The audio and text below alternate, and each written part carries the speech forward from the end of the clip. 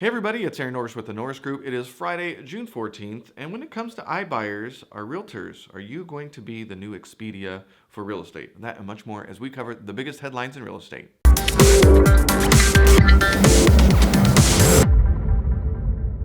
Up on the radio show and podcast this week, we have Steve Glenn. He is, of course, the CEO of Planned Prefab. Up for his second show, we talk about if consumers are caught up to the idea of prefabricated housing. It's come a long way since the era of wobbly boxes. What do people request for as far as custom or existing? Are people wanting new prefab? Are they going to build something that's already in his repertoire?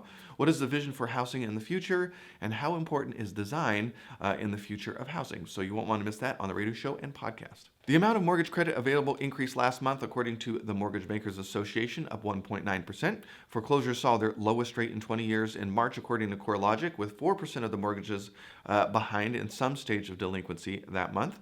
And 30-year mortgage rates are at 3.82% and 15-year rates at 3.26%.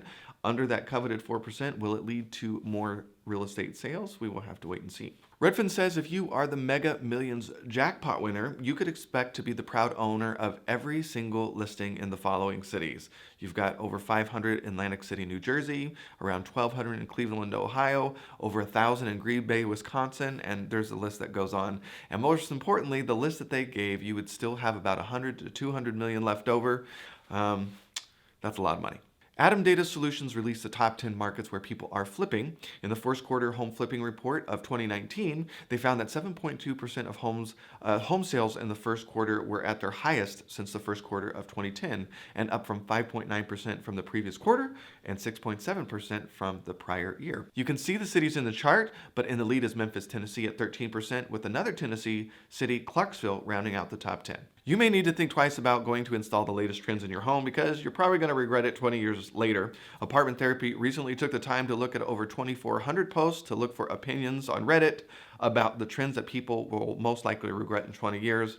Some of the latest trends include barn doors, floating shelves, pallet wood walls, doorless glass showers, word art, and too much white and gray.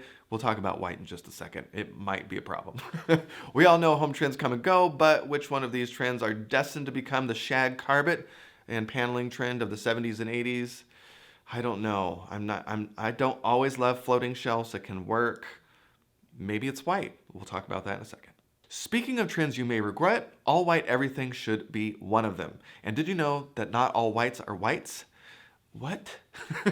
With names like Snow Day, White Dove, Chantilly Lace, and Cloud 9, you may just want to give up, and Realtor.com tells us that white is not a safe color. Different whites have different overtones like red and blue and green, and depending on how you decorate and the lighting in the room and the shadows on the wall, things can look very different. So Andra Slinky says white is not a safe color. She is the creator of the Certified Color Expert program, explaining that the undertones make choosing the right white more complex than choosing other neutrals like gray and beige. You know what my strategy is? Just go into the Home Depot store and say, hey, what's your most popular white? Done. The HQ for the New York Hells Angel is becoming a rental apartment. I guess hell has officially frozen over.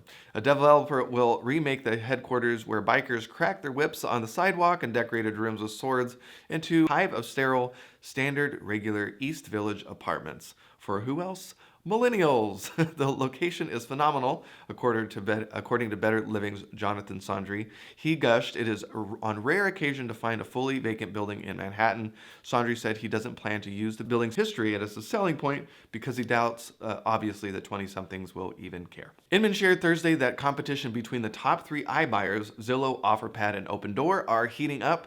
Zillow was a little bit later to the party, but man, they have come on strong, and now they're competing, all three of them, in some of the biggest markets.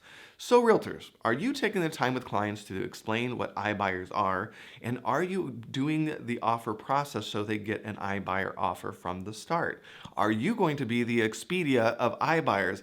I think it's fascinating, and if they're going to compete, I already know real estate investors who go back and negotiate with them. It's not always the last offer. And if you've got other iBuyers offers along with it, I don't know. I'm interested to see what you have to say. If you're on YouTube, please leave a comment below and don't forget to like the video and subscribe to the channel so you don't miss a beat. If you're on Facebook, please don't forget to not only like the Norris Group page, but don't forget to add us to your See First list and with notifications on. Leave your comments below the video. And if we miss something, share the story on our comment sections on either YouTube or Facebook, and we'll make sure to include it on our blog at thenorrisgroup.com/blog. We would love to see you out and about. You can check out all our events on thenorrisgroup.com and hit that training tab. June 18th, Bruce and I will be on a panel at NSD REI's 15th anniversary dinner party. Always a great time. July 8th, I'll be doing innovative real estate marketing at LA South REIA. July 10th, innovative marketing, I'll be doing up in Sacramento. I hope to see you there. And of course, July 13th, Bruce and I will be taking part of Think Realty's Irvine Conference and Expo. They always do a fantastic job, and they're only in this area about once a year, so hopefully you'll come out and see us. They do a really good job with content, so we hope to see you there. For more information on hard money loans, including fix and flip, buy and hold, new construction, and our brand new accessory dwelling unit program, well, you can check that out on thenorrisgroup.com under hard money. For more information on passive investing with trust deeds, mortgages, and notes, check out TNG Trust Deeds. And with that, have a fantastic weekend, and we'll see you next week.